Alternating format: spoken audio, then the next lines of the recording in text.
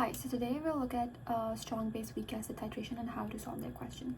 So for starters, we have this graph over here, and at point 1, I would call it my initial point.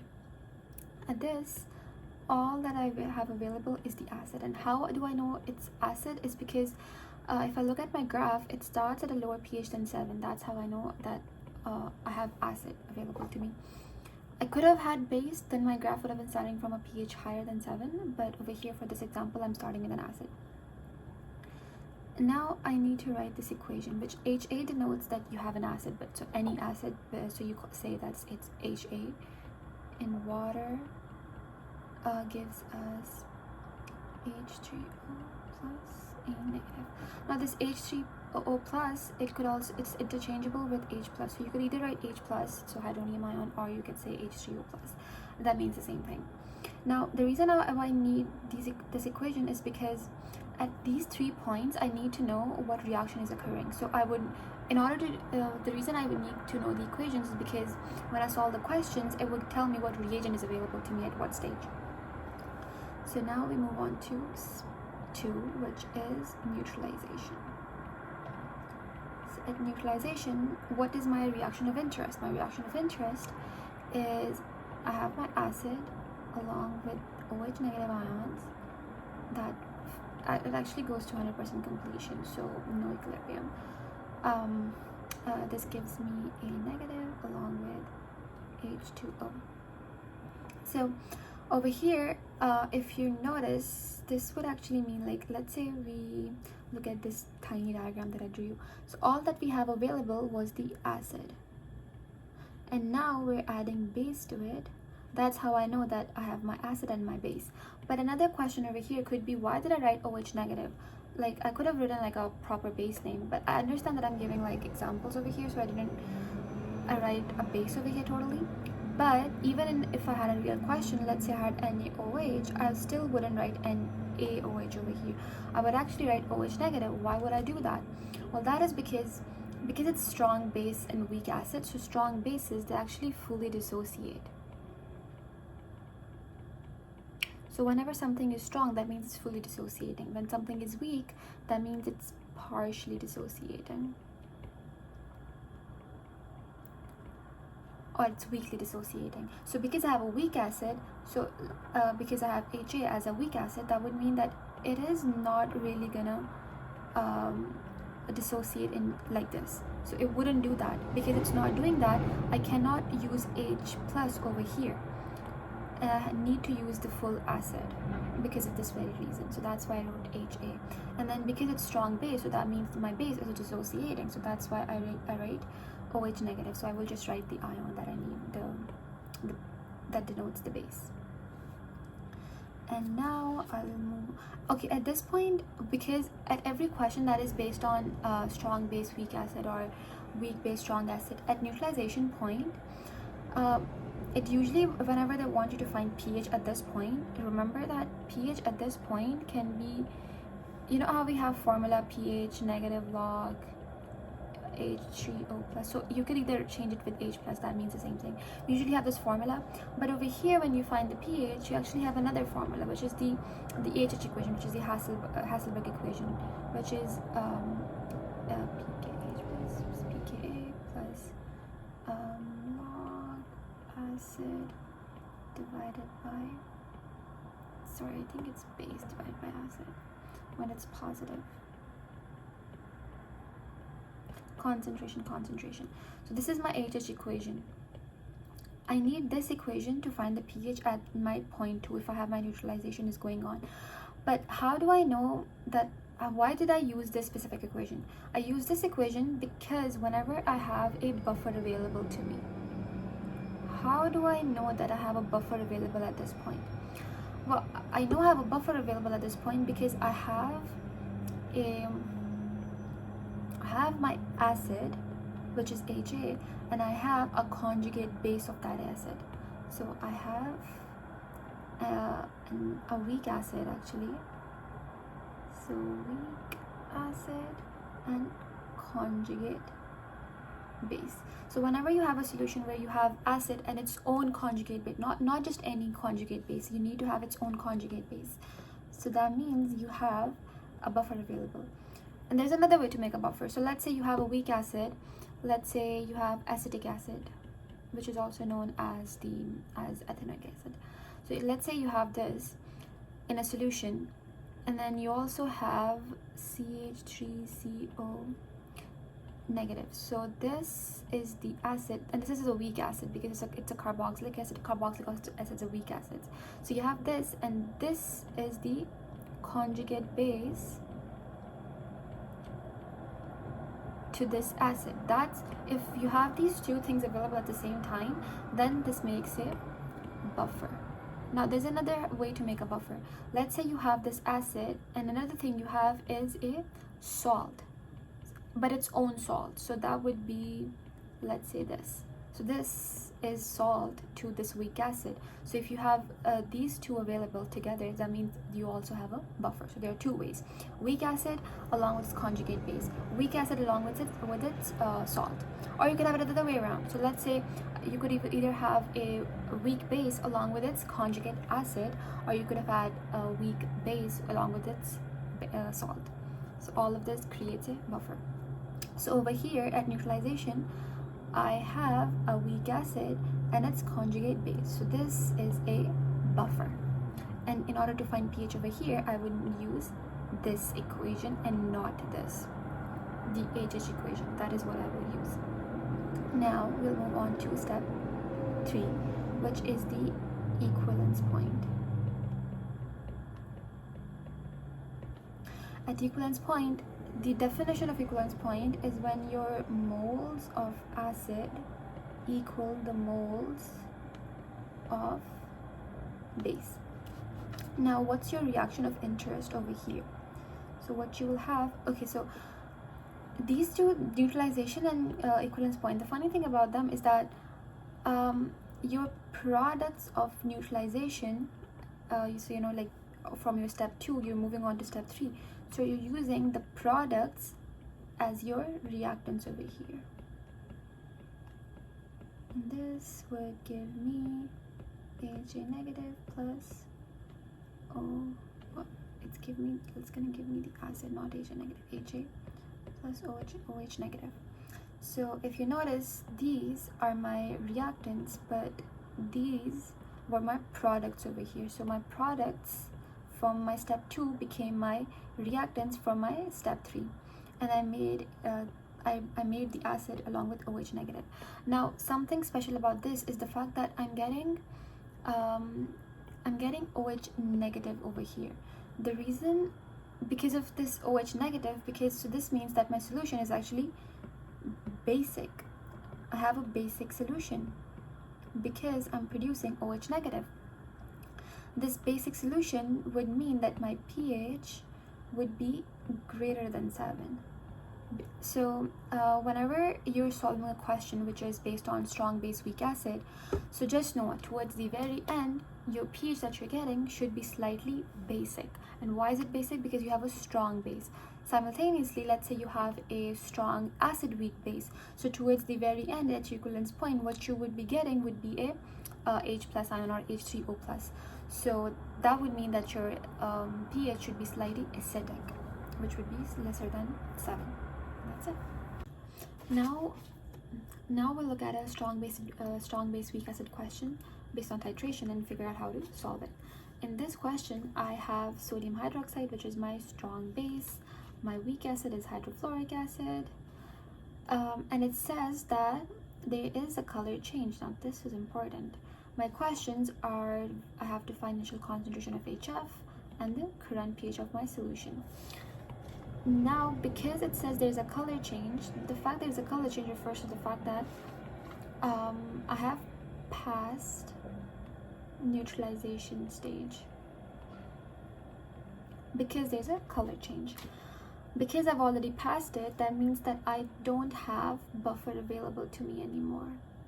So in strong base weak acid or strong acid weak base, I have a buffer available to me at neutralization stage. But over here, because I've passed neutralization, I don't have any buffer available to me. And when it says to find the pH, because I've passed my buffer, I don't have buffer available to me, I cannot use Hasselberg equation anymore. So now that is out of the way, I need to write down the equations.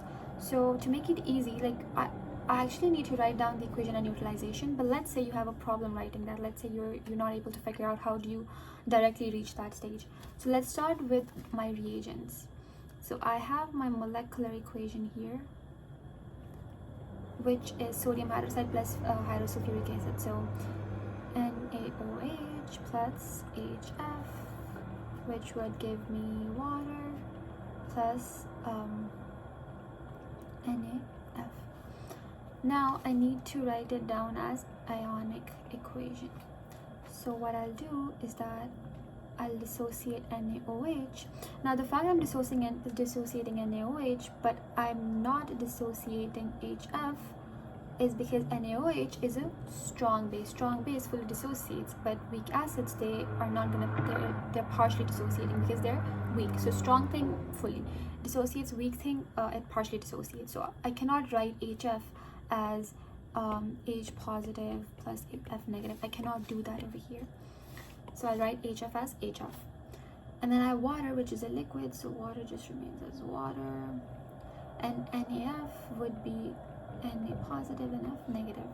Now what do I have common over here? What can I cross out here? Na and Na, because it's common on both sides. So what I'm left with is actually HF plus OH negative, which forms F negative plus water. So this equation is my net ionic equation. And this equation is also my equation at neutralization. Now this equation is really important over here, because this equation actually tells me that my HF and my OH negative do have a 1-to-1 ratio.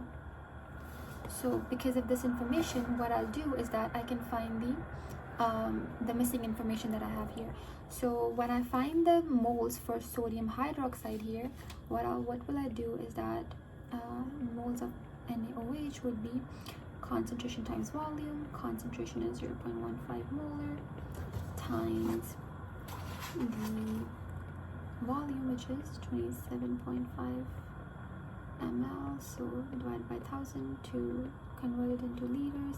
This would give me 4.125 times 10 raised to the power negative 3 mole. Now because I know from this equation that HF and OH negative have a 1-to-1 ratio, I can actually find the concentration for HF, which is my initial concentration of HF that I didn't have. So how do I, what will I do is that moles of HF equals concentration times volume. So I have moles for HF. Now how do I have them? Because moles for HF are equal to the moles I have for OH negative, which are these much. So because of 1-to-1 ratio. So 1.25 times 10 raised to the power negative 3 moles divided by volume gives me so volume for HF is actually 15. So 15 divided by 1000, because it's in ml, I need to convert it to liters. This would give me a concentration of 0.275 molar. Now we'll try finding the pH of this solution. So for starters, I'll need to figure out what my reaction of interest is, which is equivalence point. How do I know it's equivalence point? Because there has been a color change. So I need to write my reaction for that. So in order to write the reaction, the previous reaction that took place, which was the neutralization reaction, the products of that are going to be my reactants for the next one. So I'll just write that down here. This plus OH negative. Now another thing you need to know is that at equivalence point, moles of acid equal the moles of base. Because I need to find the pH at equivalence point, I can just write down the formula as well here in order to have a clarity of what it is that I need. Also, this is interchangeable with H positive. Now I'll find, in order to find the concentration, I need to find the concentrations first. So in order to do that, I need to make an ice table. Before I make an ice table, you'll notice that because I need the concentration, I'm making the ice table, but I need the concentration for H plus, but what I have over here is OH negative. So we need to figure that out. Like, we have OH negative here, but we need H positive. What will we do? But before figuring that part out, we still need an ice table. We still need the concentrations. So we'll figure that. We'll find the concentrations first. So we'll start with F negative. How do we find the concentration for F negative? Because its equivalence point and moles of acid are equal to the moles of base, and also if you look at our neutralization equation, we'll figure out that F negative is also is 1 molar. So like the ratio of all these three reagents is the same. So this means that I can use the moles I found for NaOH to find the concentration for F negative. So I'll say that, F negative moles concentration times volume. Moles will be 1.425 times 10 to the power negative 3 divided by volume. So I need the volume here. How do I figure out what the volume is for F negative? So in order to figure that out, you need to know that how did we even come up with an F negative? That happened when we mixed our acid with our base. So that means that you have two of those volumes. So you have the volume for the acid, you have the volume for the base. So you add these two volumes up to find the volume, which would equal to the volume of F negative. So this would equal 0.0275 plus 0.015. This is in liters, so that's why. This would equal 0.0969 moles for the concentration for F negative. I can put it right over here. Also, for H2O, I can just cancel this whole section out. Why do I do that? I do that because there's no really way to find, like, it's just water, right? Like, how do you find the concentration of water inside water? It's just water, right? So whenever you see this, you just cancel the water out. Now HF, because it's the start of the reaction, these both would be 0. Change would be negative x here, this would be positive x, and all of them have one it's negative 1, positive 1, 1, 1 because of 1 molar ratio. Now I can just combine these together. Now I'll write down the K for this. To write K, it would be my products divided by my reactants. So because I crossed out H2, I don't need to write H2 over here. Now I can just fill this up. This would equal x squared because both of them are xx, so I can just write x squared. So 0.0969 minus x. Now what I need over here is K, right? And if I look at my question, they gave me Ka. Is Ka what I need, or is this some other kind of K? Well, yeah, this is actually Kb. It's not Ka. So how do I know when is it Ka, when is it Kb? So because in my equation over here, in my equivalence equation, I made OH negative, which is base, conjugate base. That's how I know that my K would be my Kb. If I had an acid over here, let's say I had H positive ions over here, then it would mean that I need to use my Ka. But because I produced OH negative over here, I need my Kb because this is a conjugate base. So if it's a conjugate base, you use Kb. But I don't have Kb over here. So in order to find Kb, I have a formula which is Kw equals Kb times Ka. So Kw is 1 to 10 raised to the power negative 14, and my Ka was 3.5 times 10 raised to the power negative 4. So this would equal to 2.86 times 10 raised to the power negative 11, which is equal to my Kb. So I can plug it here. Now if you notice, it's 10 raised to the power negative 11. Okay, it's negative 11. Whenever Kb or Ka, those values are 10 raised to the power negative 5 or lower than that, you can always use the small x approximation, which I can do here. So I'll write it out 0.069969, and my x would equal 1.66 10 raised to the power negative 6. which equals to my concentration of my OH. How do I know that? Because you know this is X and then OH is X. That's how I know that at equilibrium. Now because now that I need to find my pH has H positive ions, and there's another formula for Kw which is OH negative, H3O positive. I can plug this in again. OH negative is 1.6 in 10 raised to the power negative 6, and H3O positive, this would equal to 6.6 in 10 to the negative 9. Now I can use this in my pH formula.